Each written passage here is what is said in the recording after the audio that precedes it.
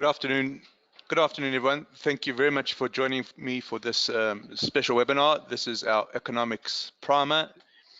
My name is, of course, Russell Shaw. I'm the FXCM Senior Market Specialist.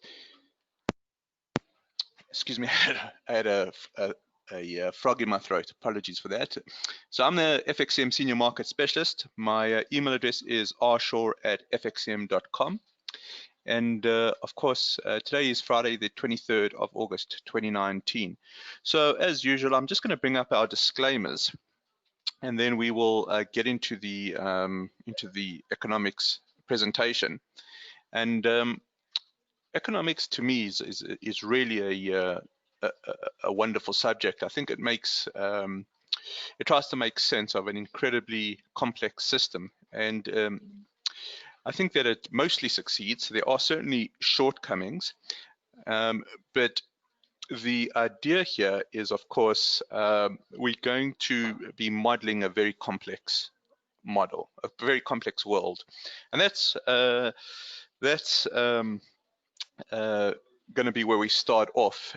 The webinar itself is fairly theoretical. Okay, so I just want to give a heads up that it's theory heavy, but by the end of the webinar, I'm hoping that it's going to be applied theory. In other words, we can see why the prices of instruments are moving, and we're specifically going to be looking at the forex market here, but it will apply to any traded instrument. So with that sort of introduction, I think we can actually bring up the first slide. And this is, I think, a very important slide. I don't think that students of economics actually realize how important the statement is, but what economists effectively are doing is they dealing with scarcity, okay? Because as human beings, we have unlimited wants, but there's only limited resources, okay? But it's not only us as consumers, right? It would be it will apply to firms and businesses as well. Businesses have unlimited wants, but they have limited resources. So it really comes down to making choices of what resources we want to utilize, or what resources we want, and that comes with another I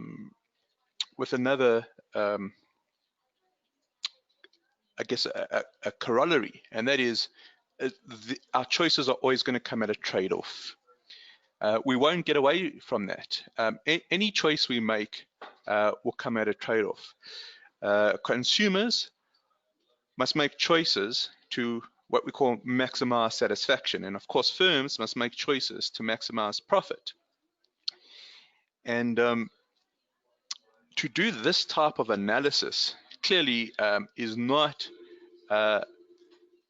actually not that easy, because the amount of variables that we have to analyze in economics are humongous. They mammoth. I'm sure you guys have heard me say this before. Now, I've got a very, very bright cousin, and we're at university at the same time, and in his particular thesis, he was talking about the variables in economics, and I think he was having a discussion with his professor, and he came back to me and he said, you know, that with economics, there's more variables in economics than there are in quantum physics. And that just, I think, highlights the difficulty that comes with the territory. So when we are doing our webinars, okay, we try and build a model, but then all of a sudden another variable gets thrown into the mix, and the actual analysis becomes much more complex, and we've got to try and find a way to deal with this extra variable. And I'm going to tell you the way that economists do that in a moment. But um, the idea is, as economists, we have to make assumptions. Okay, there's no choice, and those assumptions are not always realistic. Okay, so for example, my next point here is that consumers act rationally. Consumers act rationally. It sounds logical on the surface, but uh, it's definitely not a reality. Okay. Pete says there's potentially unlimited variables, and that could, we would certainly tend towards variables being, dare I say, unlimited. But I think the takeaway there is very much the same. There's so many variables that it seems like we're dealing with unlimited variables. And the problem, Pete, is we don't know which of the variables has the most impact. Okay, so that's something that the econometrician has to deal with. Okay, and often he'll have an equation. So you start off, when you're learning sort of economic statistics or econometrics, you start off with a model using one variable, but those models evolve into multivariate models, and they become exceptionally complex. And the basic idea, let me just bring up a drawing tool here, is that a lot of the forecasts, okay, a lot of the forecasts made by economists work on what we call a linear function. Okay, so if the I beg your pardon, if the y variable, I beg your pardon, if the x variable moves by 1 unit, how many units are affected on the y variable? Okay, so that kind of makes sense, and then you kind of try and plug in your variables along this linear function. Well, the problem with this type of function is that it's often not realistic. Often the functions that economists have to deal with are not linear, and life becomes a lot more difficult when you've got multiple variables on non-linear functions. Okay, we're not getting into that as we're not going to get into it in that terms, that amount of complexity. But what we're going to learn here is that the same assumptions we make here is the same assumptions the econometricians make, and that is that we have to assume what we call Ceteris Paribus.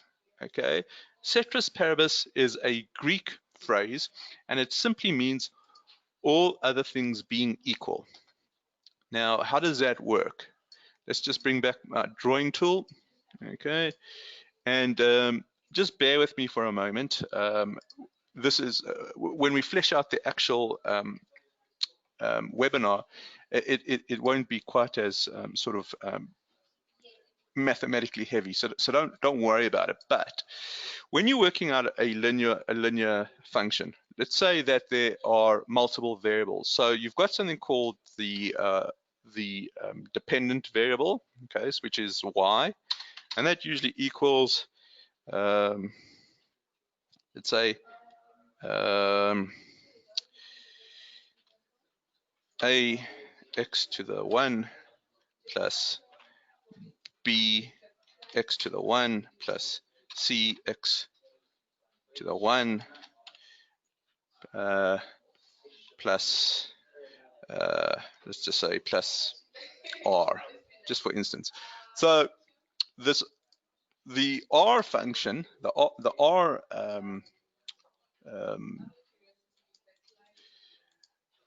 term, it's the term. So the r term is actually what we call the y-intercept. So this would actually be r over here, believe it or not. Okay, so r is about the only thing that we really can be sure of. Now, a is a separate term, b is a separate term, and c is a separate term.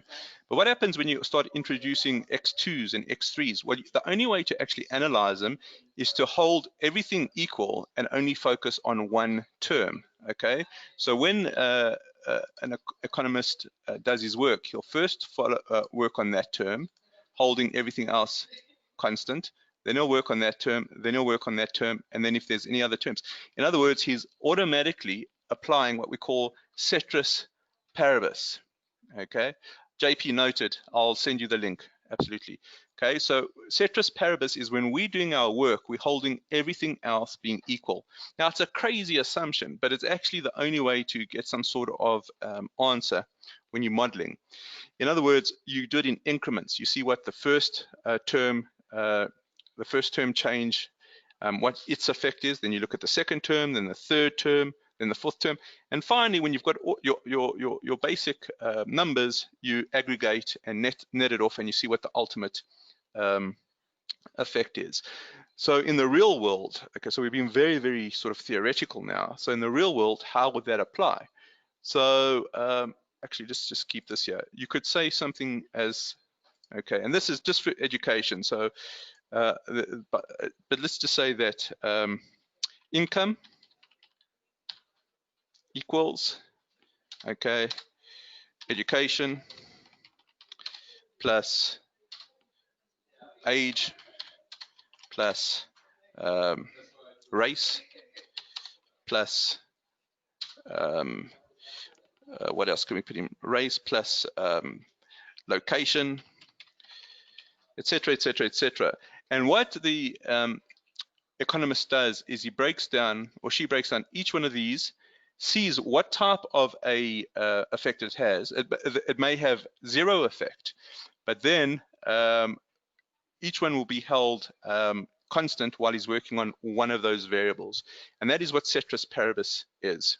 Okay, so when we're doing our work today, a lot of the assumptions we're going to make might not seem realistic, but that's okay. We're applying the Ceteris Paribus principle. And the work that we're going to be doing today is going to be largely around demand and supply analysis, which is really the basis for all other economic theory. It's taking scarcity right into account from the get-go, because we have to see how the demand and the supply forces interact based on the scarcity principle. Okay, so it all sounds very, very complex at the moment. Are there any questions before we move forward? I want you to just remember, of course, that in the real world, multiple variables and factors will apply. So what we're doing is we're breaking down a very, very complex world, and we're trying to apply a simple model. And of course, these models are built bigger and bigger and bigger. What we're looking to do with Ceteris Paribus is we're trying to simplify, as it says here, a very complex reality, okay? And we're looking at changes in one variable and holding all the others constant. And we've seen that in the equations, okay?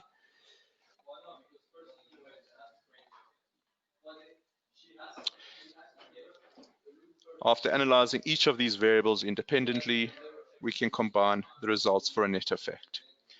Okay, now keep that in mind, because it does apply directly to us as traders. Okay, think about it, just what happened yesterday. PMI data comes out, okay? We've now got to think about what is happening in the markets. PMI data is poor. Is that going to be the overarching variable that starts moving the dependent variable or the price of the currencies? Or perhaps is the fact that the consumers are still strong? Is the fact that the retail numbers are good? Is the fact that the CPI number came in ahead of forecast and is just below 2%? And all of these things have to be netted off, and the market does this netting off almost instantaneously, okay? And that's why we're seeing the prices fluctuate so quickly. And that's what we're trying to understand. So we've started off sort of very theoretically, and again, I want to just give anyone the opportunity. If there's any questions at this stage, please go ahead and type those through. I'll look at those now. I'm going to just bring up the next slide, and that's called the demand curve. So I want to reiterate the analysis we're doing today is really it's around the demand and supply curves or functions. And of course, the fact of the matter is, if you understand this, you actually can build a fairly broad knowledge in economics, because everything else feeds off of this. Okay, so in my webinars, okay, let's bring up our drawing tool. All right, and let us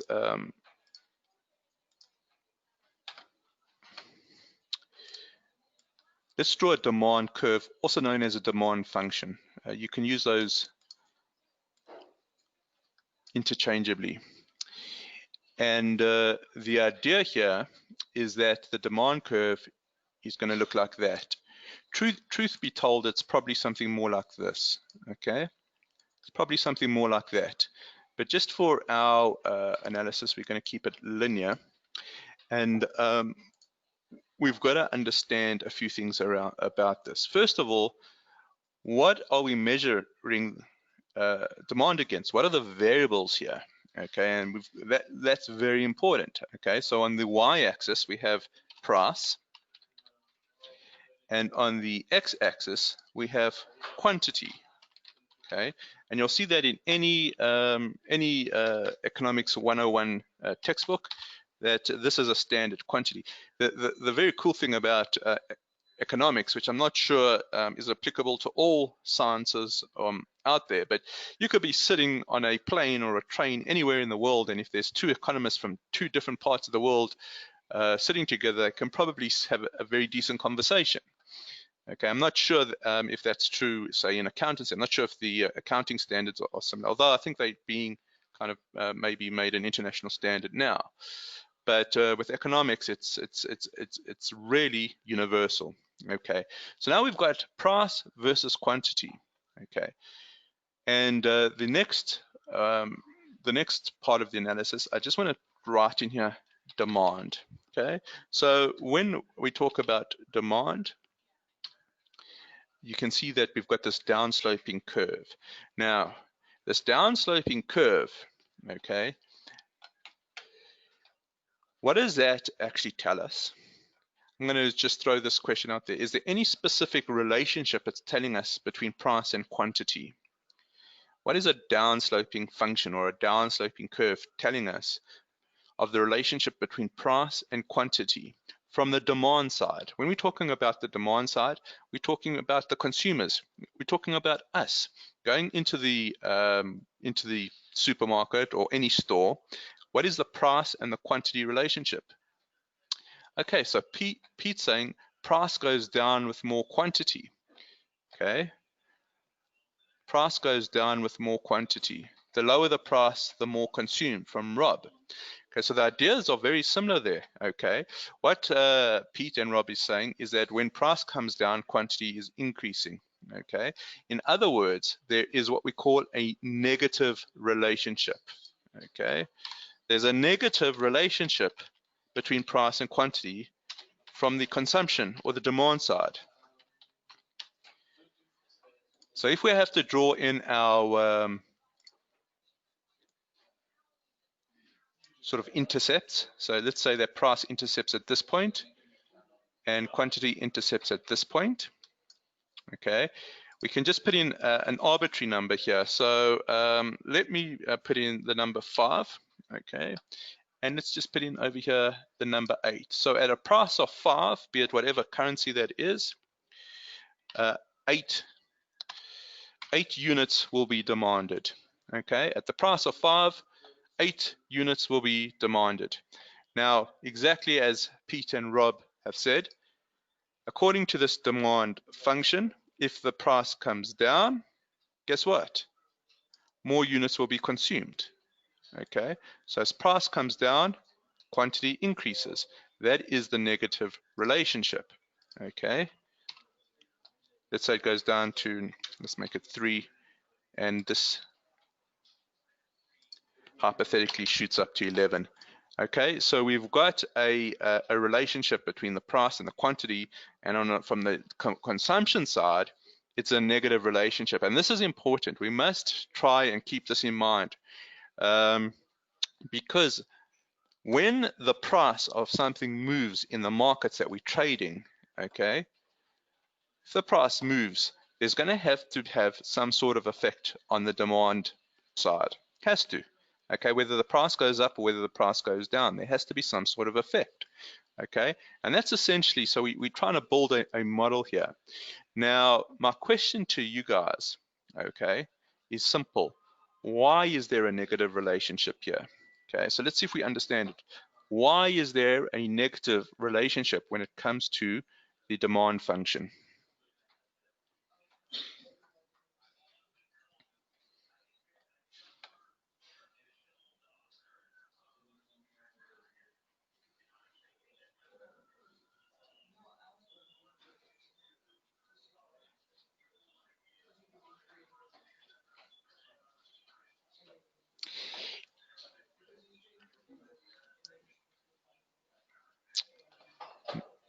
Nothing coming through. Well, Koba says human nature. Pete says, I assume it's like the first ever PC being expensive. I think you're jumping ahead there, Pete. You're definitely on the right track. You're definitely on the right track. So what you've done here, Pete, is you're actually now building a model where we're including what we call the supply curve. Okay. So we definitely are heading in that direction. And Kuba says it's human nature. And yeah, I would go with that. Is if something becomes cheaper, okay, something becomes cheaper, we will buy more of it. Okay. Now there's a trick question here. Actually, there's a trick to that. If something becomes cheaper, we'll buy more of it. Okay. So let's just say this is the demand for.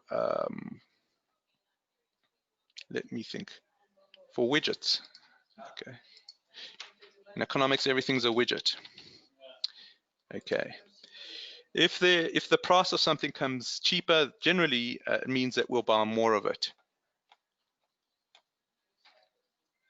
But only if it is needed. But only if it's so. Okay. So Kenneth's actually made a really good point. But only if it's needed. So let's say that this widget is needed.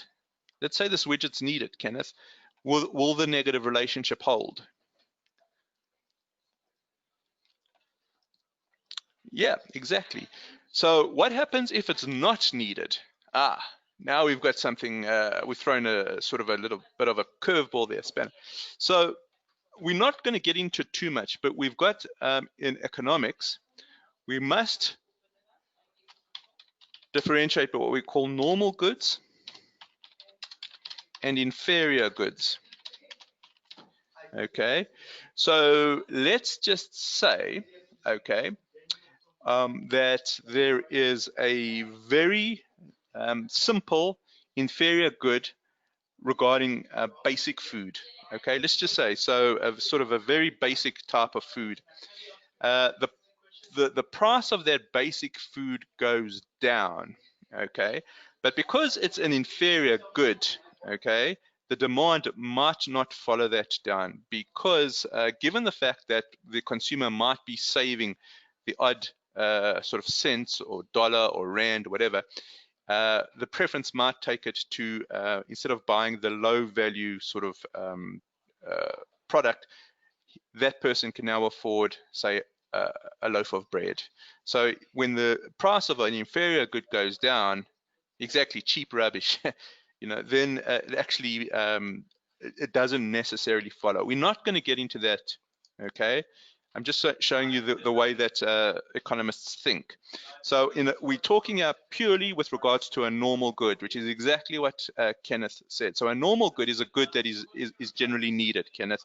So as the price of a normal good comes down, generally the quantity of it is going to increase. Okay, let's just go back to my slides. And we've answered this. It has a negative relationship. Okay, and then I bring this up, and this is the movement along the demand curve. Now, it's very, very important to actually get the terminology right here, because we are going to ramp it up a little bit in the next few slides. But the movement from when price 1, okay, when price 1 drops to price 2, the quantity moves to the quantity 1 moves, so Q1 moves to Q2. We've actually moved as consumers along the demand curve. Okay, we've actually moved along the demand curve. That is called an extension. Demand has been extended from Q1 to Q2. Okay, so a movement along the curve is called a extension. Or if the quantity is actually moving lower, it's called a contraction. So depending on the price movements, the movement along the demand curve is either going to be an extension or it's going to be a contraction. It's important to know, because in the next few slides, just to give you an idea, we're actually going to talk about demand curve shifting, and extensions and contractions, movements along an individual demand curve, are different to shifts in the demand curve. And that's important because when the market adjusts, so when it adjusted yesterday, when the PMI numbers came out of the US, it wasn't really a extension, it wasn't really a contraction, it was a shift. Okay, that's the theory, and we're going to get into that. By the end of this presentation, we should be able to understand that. All right, let's do a little bit more on this demand curve. Alrighty, so at price 1, area 1 is called the consumer surplus. We've talked about that briefly yesterday. This is the area that measures consumer welfare and is regarded as the amount that some consumers are prepared to pay. In other words, on this demand curve, let me bring up my drawing tool so it becomes clearer.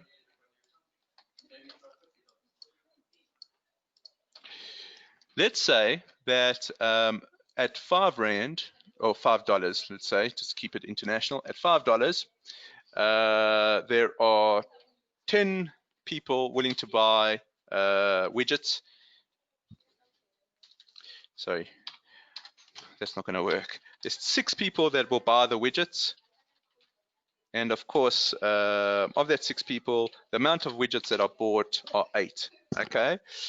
However, any price above 5, so we may lose 6 people that are prepared to buy widgets, but we may get 5 people, okay, that are prepared to buy, and that may total 7. So those 5 people are benefiting by the fact that the price is at 5, because they prepare to pay a higher price than the $5. So if those 5 people are prepared to pay a higher price, okay, but are getting it at this price over here, they are in fact receiving or beneficiaries of a lower price, which is a direct cause of welfare. Okay, so they're getting a certain amount of welfare there. Okay, does everyone understand that?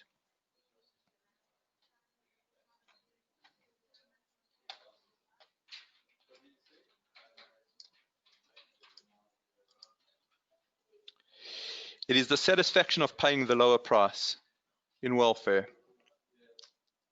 Now, the big thing about consumer surplus is, of course, that if we move from P2 to P1, a movement from P2 to P1, okay, I've done it upside down, doesn't matter. A movement from P2 to P1 actually reduces consumer surplus. Can you guys see that? So the actual area, the triangle area at P2 is a lot bigger than the triangle area at P1. So a movement along the demand curve, as the demand contracts, consumer surplus is contracting. Okay, so that's something to note. Again, keep that in mind, because what happens with, and we mentioned it yesterday, with tariffs, okay, tariffs have to increase price. It's a tax, it has to increase. So guess what? The consumer surplus is decreasing, and if the consumer surplus is decreasing, then welfare is decreasing. Consumers always get hit with a tariff. It can't not be. Okay, no matter how complex the model is, it can't not be. The tariff is going to hurt the consumer on some level. And on another level, it is going to cause what we call a deadweight loss, but we're not going to get into that now. Let's talk about the supply curve.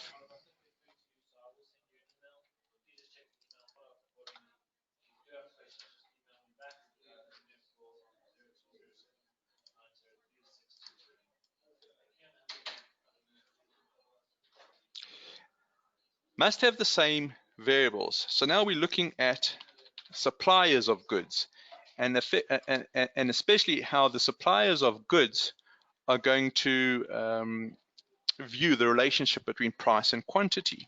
Okay. Now it's a different relationship. The relationship of the supply curve will be upward sloping.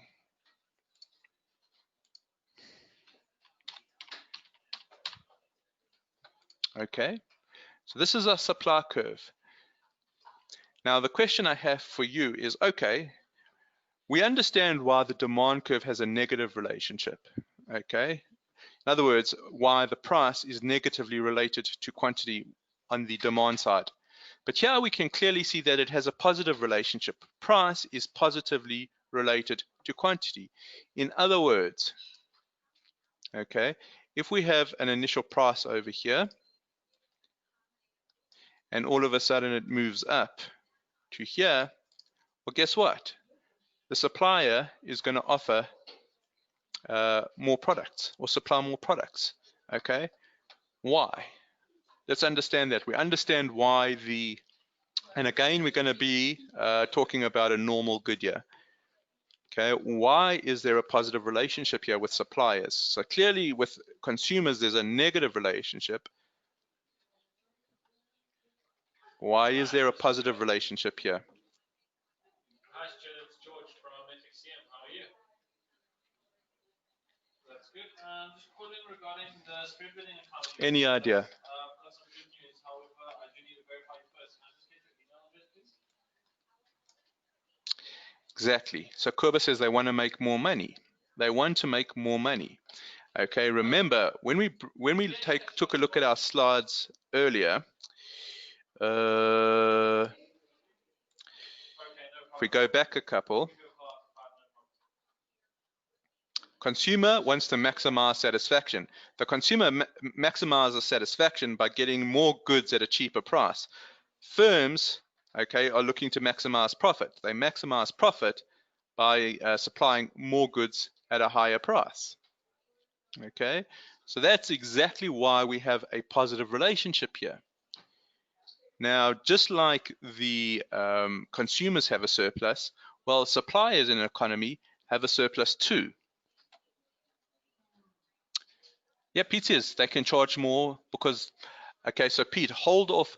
How do they know it's wanted? Okay, so Pete's asked they can charge more because it's wanted.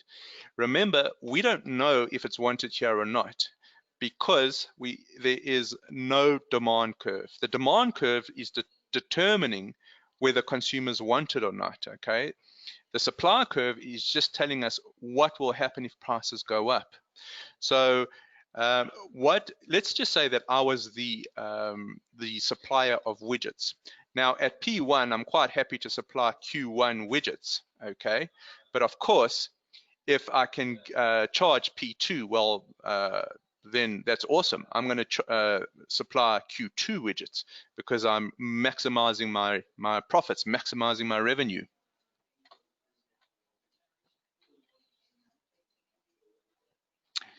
No, so Rob says this would be a niche product, a limited number of manufacturer suppliers of the product. Think about this again, Rob. We are applying our Ceteris Paribus assumption, all things being equal. So forget about a niche product, forget about any other, we're just talking about a very sort of vanilla type of scenario where there is a supplier of widgets, regardless of what a widget is. We don't know if it's a niche product. We don't know if it's an oversupplied product. All we know is that it's a product. Now, the producer of that widget, okay, is looking to maximize his profit regardless. If he can get away with charging a higher price, okay, he will supply more to the market. Does that make sense? All things being equal. So we're looking purely at the functions here. Purely at the functions. Remember, the consumer is looking to maximize his satisfaction or her satisfaction by paying less and getting more. The firm is looking to maximize profit, maximize revenue by charging more and supplying more. Okay, that's where we are in terms of the analysis. But just like the consumer has a surplus, so does the producer, and it's healthy. Okay, so what it's saying is that that at P2, okay, a certain amount of widgets will be sold at P2. So the total amount will be Q2. But at that P2 number, there are suppliers out there that will be willing to supply widgets at a lower price. You won't get as many, so you won't get Q2, but you might get Q1.5 or something. So the fact that those particular suppliers are included in the higher price of P2 means it's directly relating to their welfare. So just as there's a consumer surplus, there is a producer surplus. And what that means is that there is a constant changing of surpluses between the consumer and the producer. So when we're talking about the tariffs, yesterday, I actually sold a sort of half a story, okay? But the point is, consumer surplus is certainly going to be hit, okay? Consumer surplus is going to be hit by the increase in the tariffs in the US. However, a large part of that surplus is going to be transferred to producers, okay? The problem is, of course, number one, those producers are not American producers. So you're directly taking American welfare and exchanging it. Hang on, that's not right. You're taking the producer, you're taking the consumer surplus, and that's getting transferred to actually local producers that make what we call import substitutes. Okay, so the import substitutes start benefiting. Some of that consumer plus also gets transferred to China. So there's a transfer of the surplus that's happening. The point is that when you start damaging the consumers, you're damaging the most important part of your economy. And that is what the policymakers need to be taking into account. Note that the movement from P2 to P1 reduces the producer surplus. Okay, so just as the consumer surplus can change, so can the producer surplus. Now, are there any questions? Because we're about to put the two functions together. We're going to put the demand function together, and we're going to put the supply function together. Are there any questions until this point?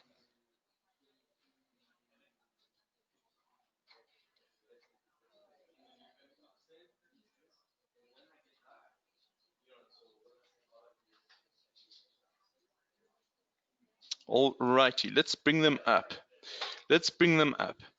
Okay, let's go back to my drawing tool and I'll explain exactly what's happening in this supply and demand. So we are applying them on the same axis because you can do that because they both are functions of price versus quantity. Okay, because they have the same variables, you can apply them on the same set of axes. Now, when we're talking about market forces, often you'll hear in my webinars, I refer to the market forces. Well, now we're talking, when we talk market forces, we're talking to the demand side of the market, and we're talking about the supply side of the market. And those two together are the market forces. Let's bring up the drawing tool and take a look at this again.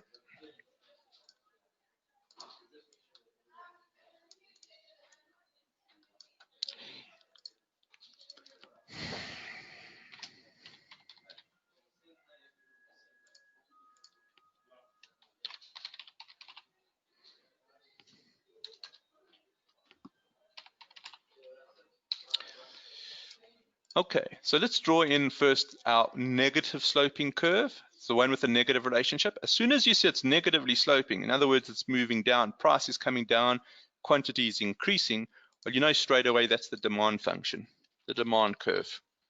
Okay, and of course, when we get a positive sloping curve, you know that is your supply.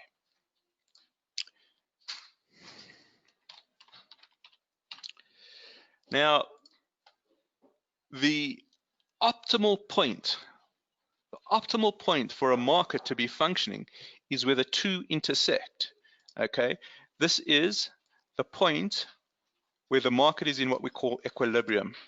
It's the point where the demand equals the supply completely. There's no external pressures or internal pressures. You've got what we call price equilibrium, and you've got quantity equilibrium, whatever that may be. You've got price equilibrium and you've got quantity. And in a perfectly functioning market system, price will move towards an equilibrium point. And the markets that we trade in have equilibrium points. The problem that we have is those equilibrium points are constantly shifting, okay, because of the variables and the numbers that are released. Remember when I said that the amount of variables in economics is massive? Pete said that they're unlimited. Well, that is the truth. And all it takes is one of those variables to change. Well, then the market has to realign to find the equilibrium. And it's always happening, whether it is a variable that takes into account the trade dispute, whether it's a variable that takes into account the federal chair speech in Jackson Hole later in the day. The market is constantly trying to find its equilibrium point. And in a perfect market where there is no disruptions to market forces, there can't be any other solution except an equilibrium solution. Let's take a look at this in more detail. But before I do that, is everyone okay up until this point? If anybody is lagging, just type in an N for me.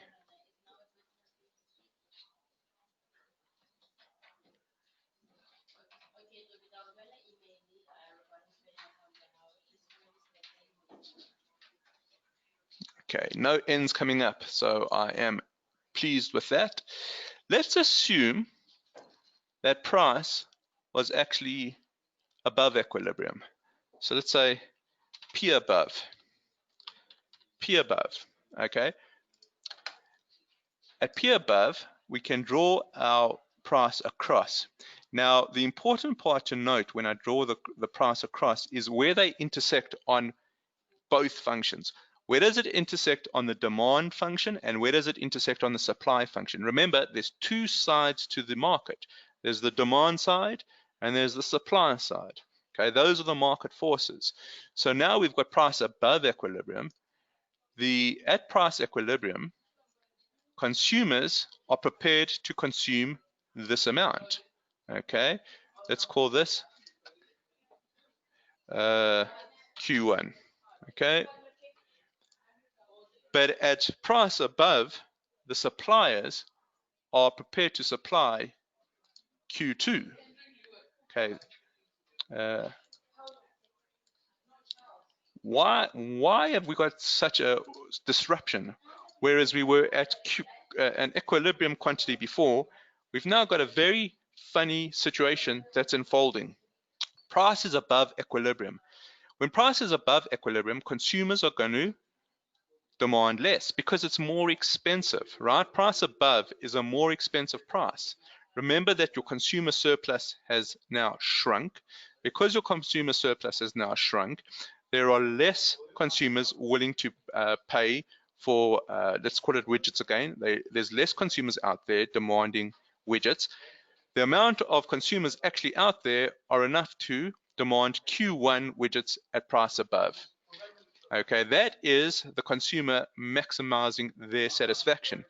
But on the other side of the equation, at P above, the supplier is saying, well, at this price, which is way above my equilibrium price, I can really make a bucket load here. I can make a packet.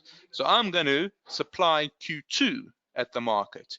So the consumers are willing to buy Q1 quantity, and the suppliers are willing to supply Q2 quantity at price above. But there's a disequilibrium here. What's the disequilibrium? The disequilibrium is that if we had to put numbers here, let's say that 5 were demanded and 15 were supplied, okay? That means there's going to be 10 left over because nobody's going to buy those 10. So 10 gets applied to the market, 15 gets applied to the market. Of the 15 that gets applied to the market, only 5 are getting bought. That means there is what we call an excess supply. There's an excess supply, okay? When price is above equilibrium, a excess supply situation is the logical conclusion. Now, we are talking about market forces in a system that is not hindered by any tariffs, not hindered by any regulation, not hindered by any taxes.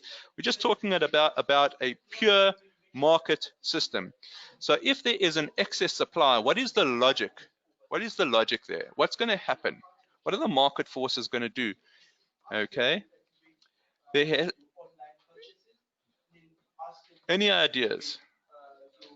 Any ideas? Type those through.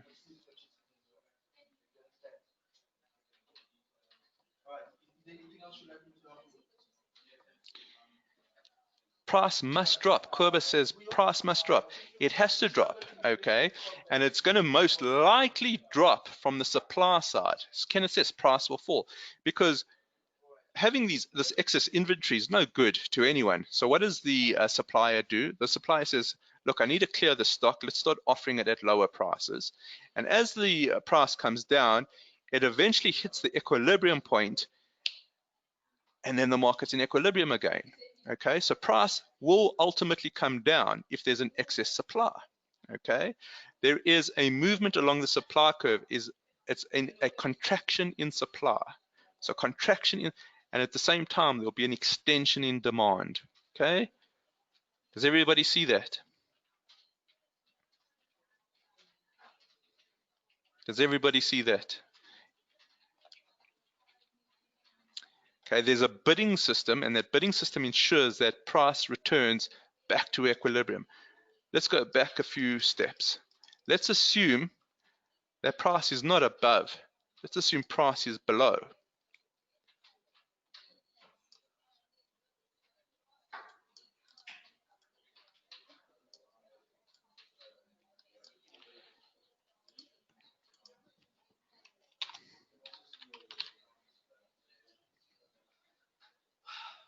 Price is now below. Well, now there's still a disequilibrium in the system, but it's a slightly different one because we want to look particularly at the intercepts on the two functions. So taking a look at the first one, which is the supply, okay, at P below, suppliers are willing to supply Q3, but at P below, consumers are looking to buy Q4. And the reason for that should be obvious now. We're taking a look at scarcity, right? So the consumer thinks, well, it's Christmas. Prices dropped really, really low. I want to go and buy Q4. Okay, that's going to maximize my satisfaction. But at P below, the supplier is saying, hang on a second, this is way too low for me to be supplying at Q4. Okay, it's going to impact my my profitability. I'm a profit maximizer. I'm prepared to supply the market with Q3 quantity. So here we don't have an excess supply. We have something called an excess demand. We have an excess demand. Now, when there's an excess demand, what is the logical conclusion there? What's the logical conclusion when we have an excess demand? Think about it this way. We've discussed it briefly in the past. If we're all on a desert island, the island is super hot, okay? One of us, prices have to, Kenneth is spot on, prices have to rise. There is a massive demand, by the consumer. So the consumer will start bidding the price up. There'll be a contraction along the demand curve. Okay, there'll be an extension along the supply curve, and guess what?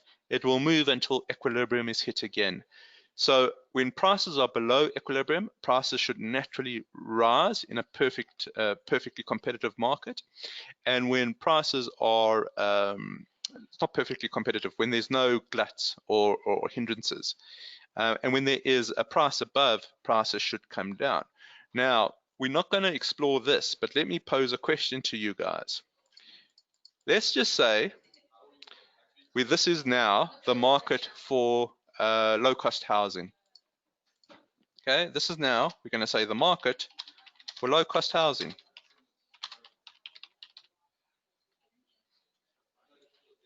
Ponder this for a moment. What will happen? What will happen if the authorities put in a minimum price above equilibrium? So what I'm saying is price minimum. So they say that, price maximum. They say the maximum amount of, the maximum you can charge for low cost housing is this level. What's going to happen?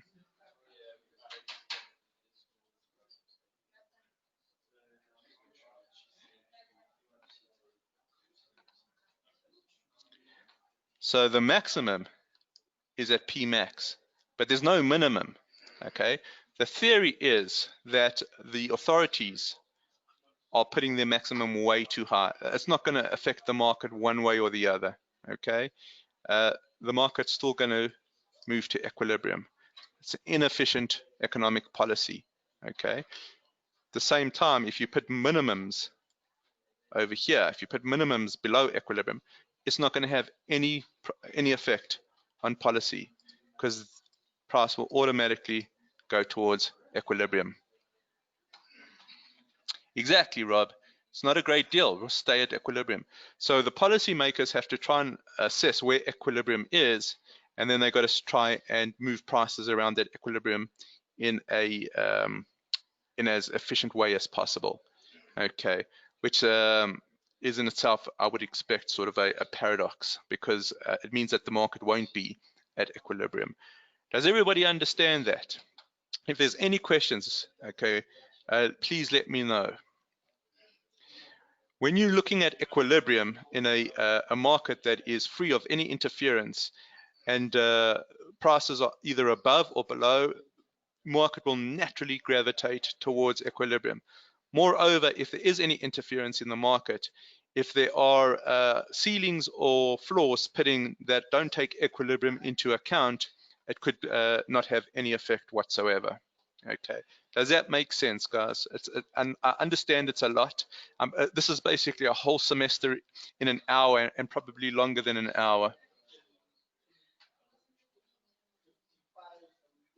Is it kind of a seesaw example? No, not at all. If the prices are inefficient, so if you've got a maximum above equilibrium, it's not going to change market one iota.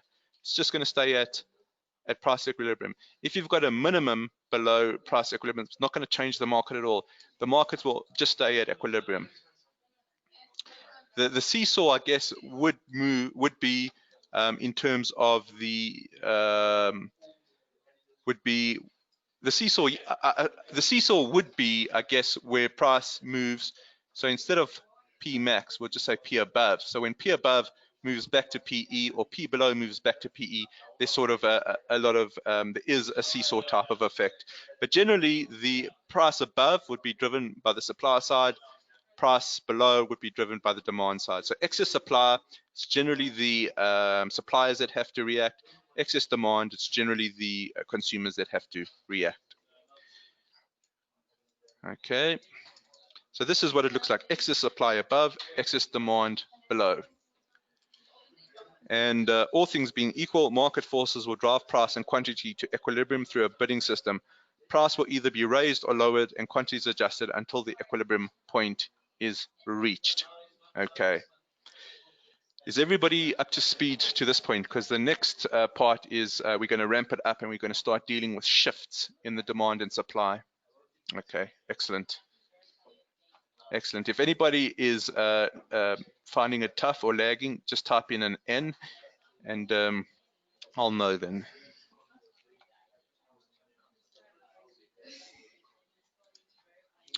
Shifts in supply and demand. Shifts. Okay, factors that affect demand. Alrighty, now this is slightly different. Okay, your mindset has to try and change here, because the first part has been relatively straightforward with the bidding system. The difference between an extension or a contraction, let me show you that first, and then we can discuss the reasons, should be very, very obvious. Okay. So movements along the let's actually movements along the demand function are changes in price and changes in quantity. Okay, when we're talking about a shift, okay, we're actually talking about price remaining the same but changes in quantity. So a shift is different to an extension or a contraction. The extension or contraction is on a one demand curve. A shift keeps price at P1, but there would be a shift, a change in the quantity. Now, what could possibly cause that? Let's go back to the reasons and come back to the shifts. It should be a little clearer then. So factors that affect demand. An increase in income. So let's just say I'm earning $100 and I consume a normal good. I need the normal good. I get satisfaction out of using the normal good. My income moves from $100 to $150. I get a raise. Well, guess what? Price hasn't changed for that particular good. However, because my income, because I'm richer, I will buy more quantity. So that's one way to get a shift. Price stays the same, but quantity increases. Okay, and it's these shifts that are important, because this is what's taking place on the markets that we trade. Okay, changes in tastes or preferences. So if there is a supplier that is making tweed suits.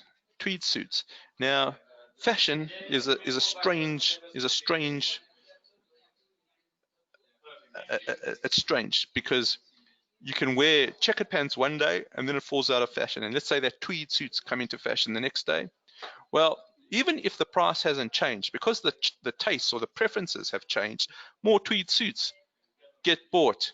So the price remains the same, and we're just talking about a shift in demand here. Okay, only about a shift in demand, factors that affect demand. Forget about what the supplier of that tweed suit. We're not talking about that at the moment. We're talking about a change in taste or preference from the consumer side.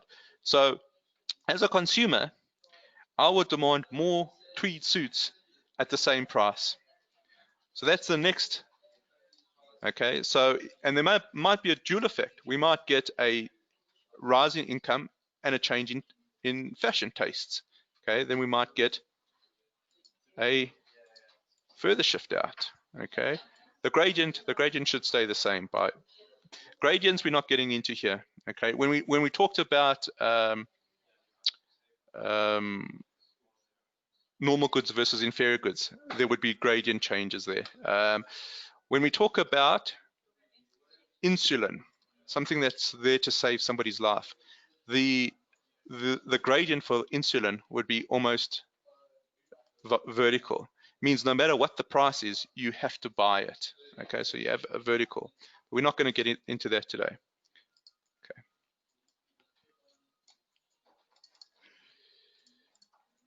Population change. So we're in a particular geographic area. The geographic area is basically demanding Q1 of widgets. All of a sudden, the population grows. Maybe there's more immigration. Maybe there's a whole lot of people that change from 17 to 18, whatever, that could shift the curve as well. Okay.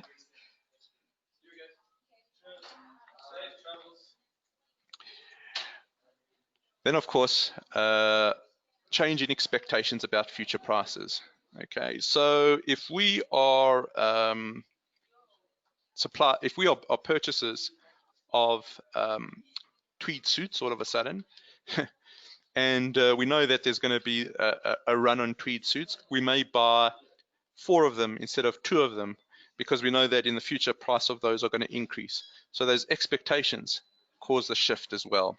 So these are all factors that cause a shift, not an extension, not a contraction, an extension. Quantity is increasing, price is staying the same.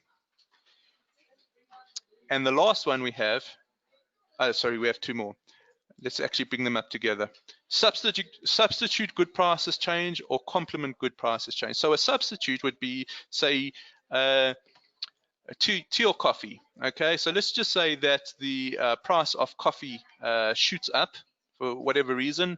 Coffee beans become scarce. Price of coffee shoots up. You may see that consumers start buying tea instead. Okay, that's a sort of a substitute. So the price of a substitute good can cause a shift.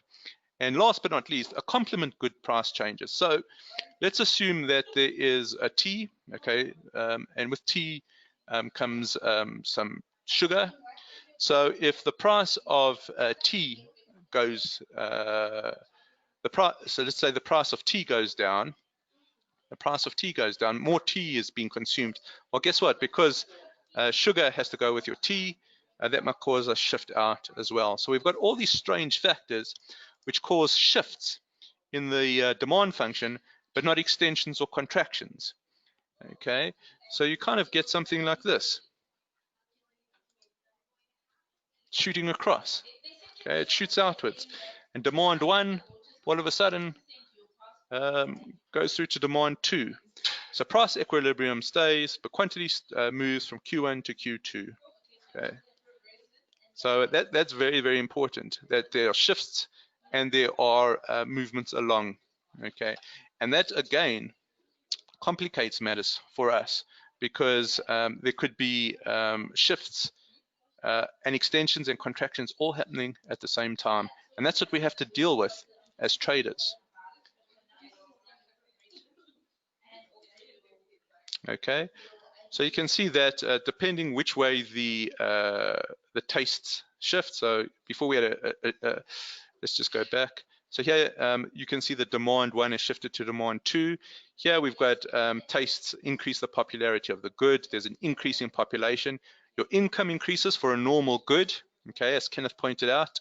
Price of a complement declines, price of a substitute rises, or you expect the price to rise in the future.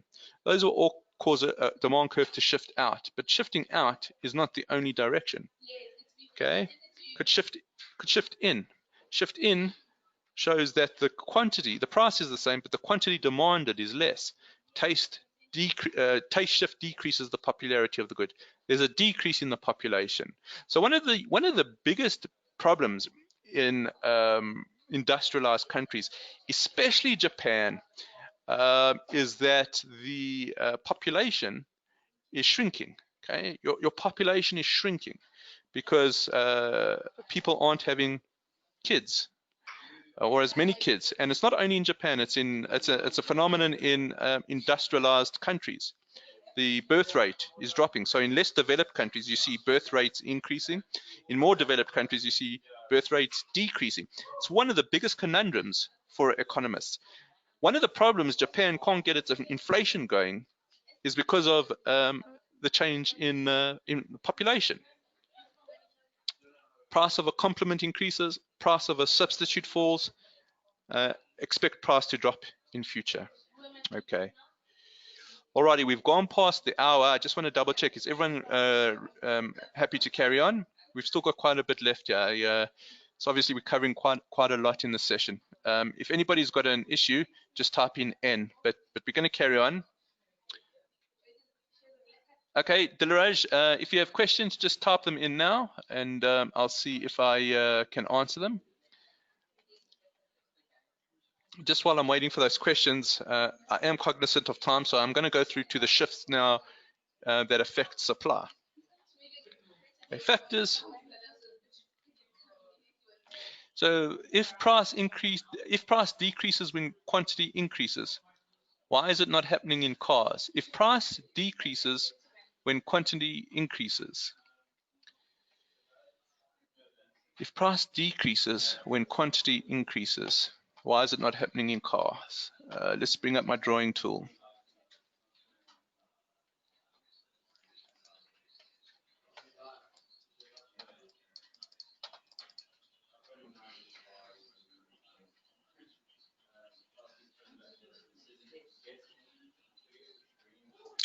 Okay, so I think that's a very good question. So why is price not increasing, but car usage is increasing?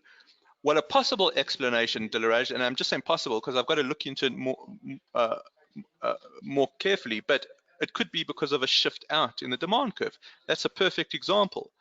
Why would this be a phenomenon? Well, the demand for cars could be increasing because of population increase.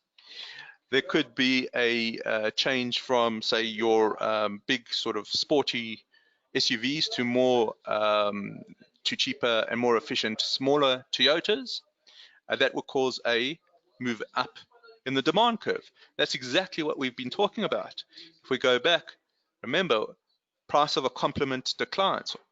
So if a price of a complement increases, a price of a substitute increases, so a price of, say, a Mercedes versus a price of a Toyota, then the demand curve for the Toyota will shift up. Okay, so the fact is you probably are experiencing a shift in the demand curve as well as shifts in the supply curve because they don't happen in isolation, and that's where we're actually getting to with this presentation. Yeah, so Rob, with cars, the spec is increasing, which is driving the price up. Dilaraj, exactly. The car styles and taste changes and the price stays increased despite the quantity. Exactly. So you're looking there, you're not looking at an extension or a contraction along the curves. You're looking at shifts and the various shifts in play. It's a very good question because that's exactly where we're going to in terms of the Forex market. The Forex market, you'll see, has concurrent shifts taking place. Okay, so, and Rob says, yeah, spec equals safety features and additional functions. So that's possibly a shift in the taste. So as your taste shifts to buy cars that have greater safety, well, guess what? It means that your demand curve is shifting out. So really good question there. Really good question. Let's just move on to the supply curve. As I say, I'm a little bit cognizant of time here. Factors that affect supply. Alrighty. So first of all, environmental conditions for production. Example, drought. Now this is super important actually in the futures market. Okay, when there's a drought in the futures market, there is going to be a supply curve shift, and that supply curve shift is going to change the amount of quantity that will be provided. Okay. If there is a change in the cost of raw materials, that will cause a shift in the supply curve. That will cause a shift in the supply curve. This one, the next one's very relevant to today. Technology changes. Technology becomes more efficient, more goods are produced, costs come down, or at least costs are stable, but a lot more production. Okay, technology changes. And any product taxes or subsidies or any increased regulations can cause the supply curve to shift as well. So let's take a look at that. Here is supply curve 1. We've gone through to a shift to the right. Here there is favorable environment conditions. So you can see that at supply curve 1, QE was supplied at P1. Let's say there is a heavy rainfall, bumper crop. Well, you can supply QE at a lower price. Lower raw material prices causes your supply curve to shift to the right. Better technology will cause your supply curve to shift to the right. Subsidies, so if the government provides a subsidy or there's less costly regulations, supply curve will move to the right. But in the same breath, if there's unfavorable environmental conditions, so now there's a drought, okay, whereas you were providing wheat, let's say, at price 1, now there's a drought, you'll supply the same quantity, but you're going to charge a much higher price for it. Higher raw material prices, well, given that you are paying more to produce, you're going to charge more. Technology problems. This is a little bit of a conundrum to me. Technology problems. I would expect that perhaps there is a cyber attack or something to that effect, which may cause a supply shock and the supply moves to the left. And of course, product tax and more costly regulations. So all of these causes supply curves to shift. So you can see as the world unfolds, okay, so going back to the example of cars, okay, maybe you've seen that raw materials, so copper's coming down, iron ore's coming down, that's potentially shifting the supply just as the demand curve is being shifted. And as these shifts are happening simultaneously, Deleuze says that there's more quantity of cars, but sort of at a stable price. Well, that's all because of the shifts that are happening. And as the market shifts come into sort of stabilize, they're at new equilibrium levels. And that's, of course, not including if there are any price ceilings or price floors, which we included earlier. So we've done a fair amount of work here. Are there any questions? Please go ahead and let me know. Please go ahead and let me know if there's any questions.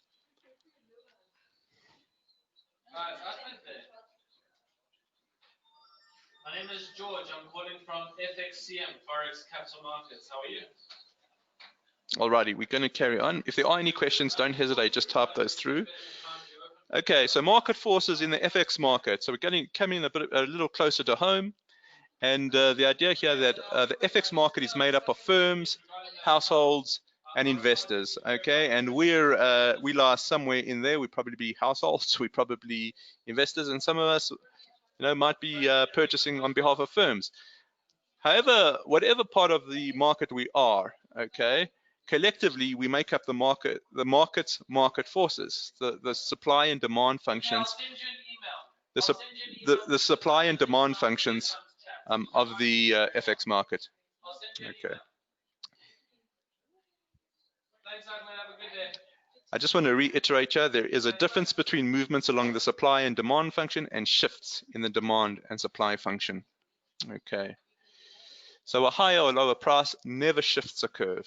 Higher or lower price is always going to be an extension or a contraction. Okay.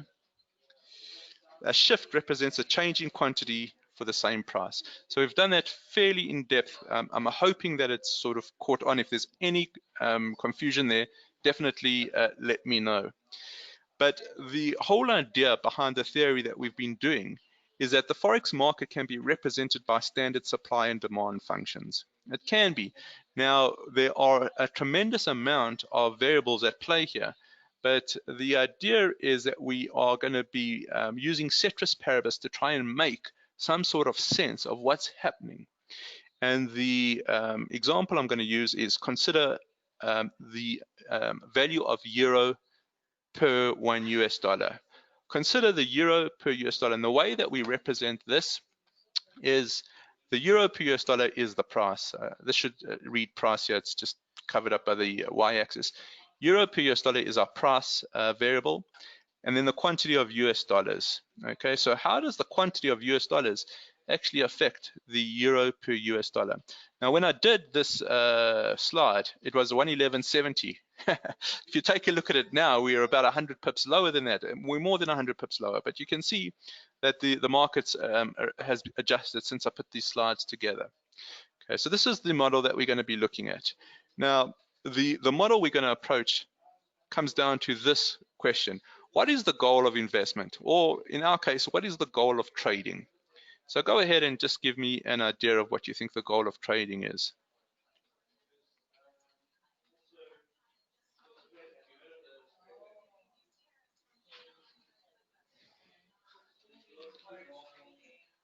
Exactly, Pete. To make a return, make money. Okay, so to earn a return. Okay, and we're now referencing the forex market specifically from the view of the investor or the trader. And the whole theory behind that is if a country's rate of return is high on a relative basis, it's going to attract funds from abroad. Okay, and the reason for that is quite simple. You guys have told me we're looking to earn a return, and I completely agree and concur with that. So if we can find a region that has a higher rate of return on a relative basis, that's going to attract funds from abroad. And at the same time, if a country's rate of return is low on a relative basis, it will lose funds to more attractive areas. And again, I want to stress this is for educational purposes, but just to bring this into some sort of reality, is that the rate of return, again, Ceteris Paribus, okay? The rate of return, Ceteris Paribus, is higher in the US, which has a positive interest rate, relative to the euro, which has a negative interest rate, okay? Now, what we've got to understand, it's not, unfortunately, the market, the FX market, and markets in general are not static. We know they're not static because there's constant shifts in the demand and supply curve, and there's constant extensions and contractions along the demand and supply curve. And what is going to cause those shifts and extensions and contractions is the expectations in return of investments. Okay, when we have a different expectation in our return of investment, well, guess what? There's going to be a shift in the demand and supply for a currency. When the PMIs came out yesterday and it showed a contraction in the US manufacturing sector, we saw that the markets, especially the US dollar, came off, the S&P came off, and that was because of the expectations in the return of investment changed, and that caused an immediate shift in the demand and supply for those particular instruments. Okay, let's take this a little bit further. So currently, so this is when I put the slides together. The US 10-year yield is 1.56%. The German Bund is minus 0.7%. Okay, and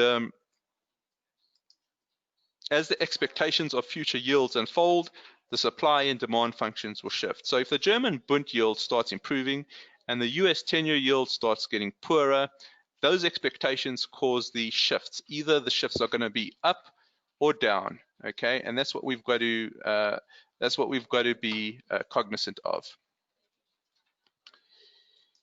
In the example that follows, we're going to assume that the market expectations is for the USA to offer a better rate of return relative to the EU, okay? And you can see I've put a little asterisk, and this assumption is made for educational purposes only.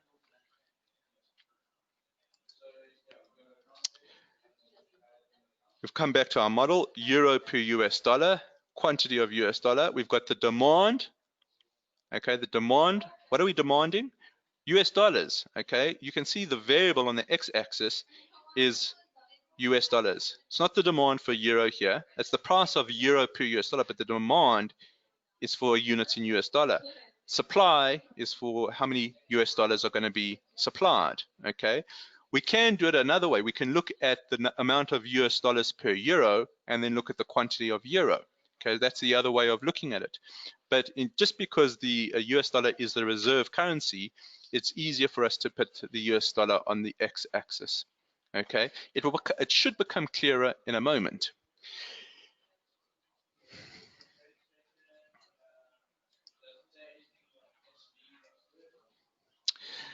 Let's go back. The expectation is that the return in the US is going to offer a better rate of return relative to the EU in the future. That's our assumption. So please, I want to reiterate, this is just not might not be what's happening currently on the markets, but we're just assuming that the US is going to offer a better rate of return relative to EU. If that is the case, okay, all of a sudden there is a demand curve that shifts out. There's going to be a higher demand for US dollars from the consumer side. There has to be, because we are looking for a better rate of investment. The expectation suggests in this example that the rate of investment is going to be better on the US side.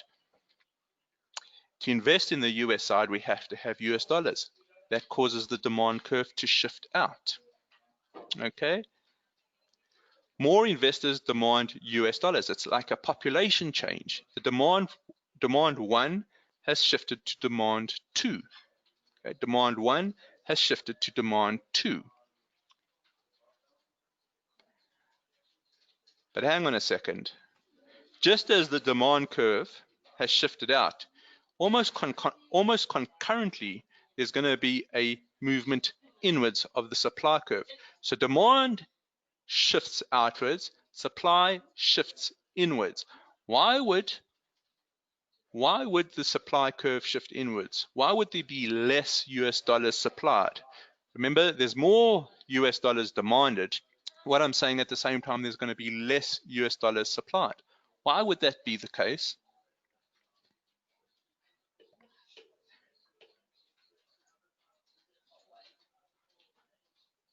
Why would that be the case? You demand more dollars, and then the other side of the market is saying, well, I'm going to supply less US dollars. Why is that the case?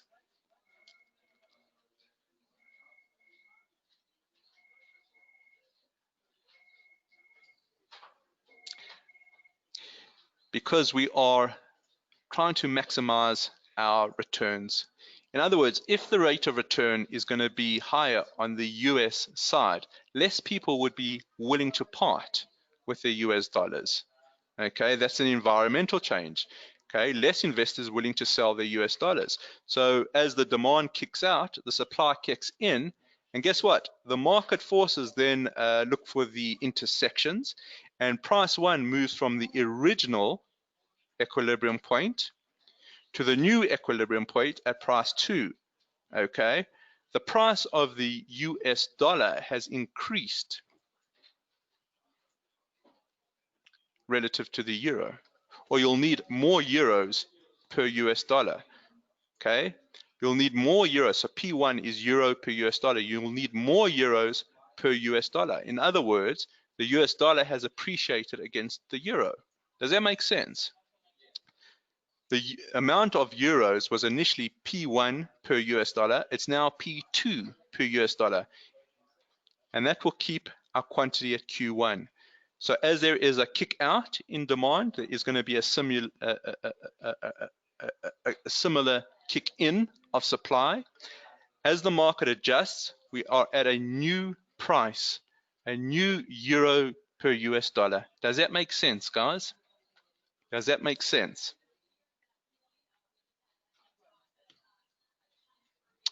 And that's happening constantly. It's happening constantly. When we had the PMIs come out yesterday, okay, I would bet demand curve shifted in, supply curve shifted out, new price was met, okay, and then as the markets digest the news, the shifts happen again. When Jerome Powell talks in the next just under 2 hours, the demand curves are either going to shift in or out, depending on whether he is promoting the demand for US dollars or not. At the same time, there's going to be a concurrent shift in the supply, either because people want to get rid of their US dollars and hold other assets, or they want to hold, or they don't want to get rid of the US dollars because they're going to be worth more. Okay, so these concurrent shifts in the curve happening at the same time, simultaneously. We're getting pretty close to the end here, so just before we start concluding, are there any questions at this point?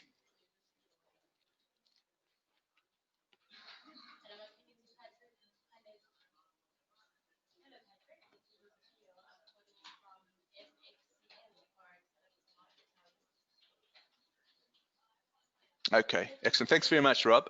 So we're getting now, I think we're on the last two slides. So this I think is self-evident now. A higher interest rate or rate of relative return to other countries will lead to an appreciation in that country's currency relative to the other currencies.